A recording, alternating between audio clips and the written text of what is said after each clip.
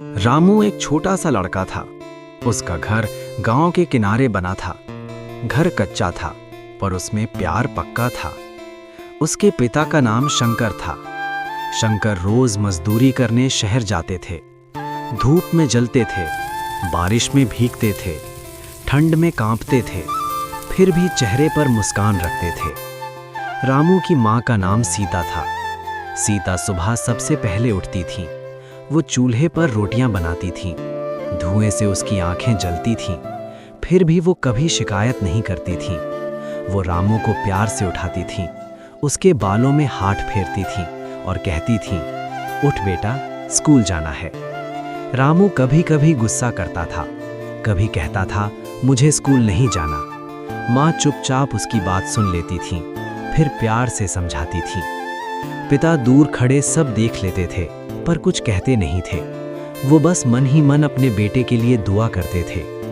एक दिन रामू ने कहा, माँ, मेरे दोस्त के पास नई साइकिल है, मुझे भी चाहिए। माँ चुप हो गई। पिता की आंखें झुक गईं। घर में उस दिन थोड़ी खामोशी छा गई। रात को पिता देर से लौटे। उनके हाथ में एक पुरानी सी साइकिल थी। वो किसी से उधार लेकर लाए थे। उनके पैरों में छाले पड़ गए थे, पर चेहरे पर खुशी थी, क्योंकि बेटे की इच्छा पूरी हुई थी। रामू खुशी से उछल पड़ा। उसने पिता के पैरों की तरफ देखा भी नहीं। उसने माँ की थकी आंखें भी नहीं देखी, बस अपनी खुशी देखी। माँ बाप मुस्कुरा दिए, क्योंकि बच्चों की खुशी में ही उनका भगवान बसता है। माँ बाप सच में धरती पर चलने वाले भगवान होते हैं। अगले दिन रामू स्कूल गया, नई साइकिल पर बैठकर। हवा उसके चेहरे से टकरा रही थी। उसे लगा जैसे वो दुनिया जीत गया हो। उसके दोस्त उसे देखकर जल रहे थे। रामू का सीना गर्व से भर गया। उधर घर में माँ बैठी थी।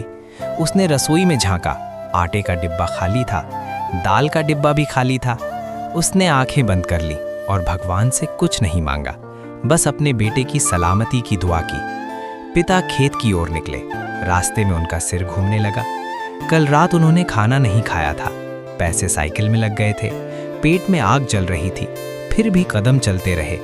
दोपहर में धूप तेज हो गई। पसीना आंखों में जा रहा था, हाथ कांपने लगे।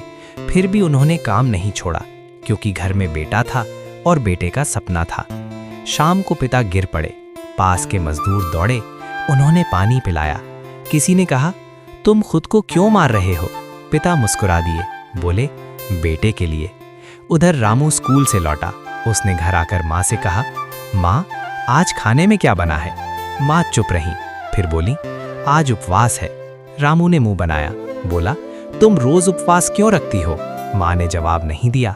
उसने बेटे की थाली में आखिरी रोटी रख दी, खुद के लिए कुछ नहीं रखा। उसकी भूख उसके प्यार में छुप गई। रात को पिता देर से लौटे। बदन टूट रहा था, पर चेहरे पर शिकन नहीं थी। रामू सो चुका था। पिता ने दूर से उसे देखा और चुपचाप जमीन पर बैठ गए।